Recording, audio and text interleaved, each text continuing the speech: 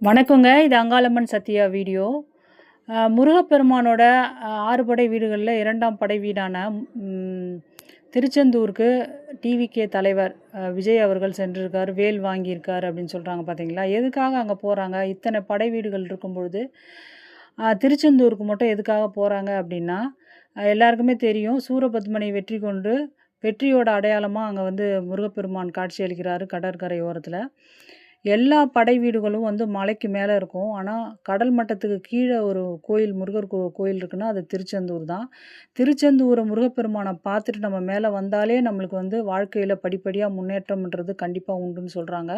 அதனால தான் அவ்வளவு கூட்டம் அந்த திருச்செந்தூர்ல குவியுது.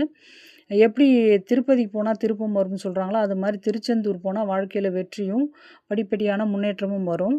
முருகப்பெருமான் கிட்ட வேல் வாங்கும்பொழுது நம்மளுக்கு வெற்றின்றது கண்டிப்பா நிச்சயம் அப்படின்னு சொல்லப்படுது. அதனால தான் திரு விஜய் அவர்களும் அங்க போயிட்டு வேல் வாங்கியிருக்காருன்னு நெனைக்கிறேன்.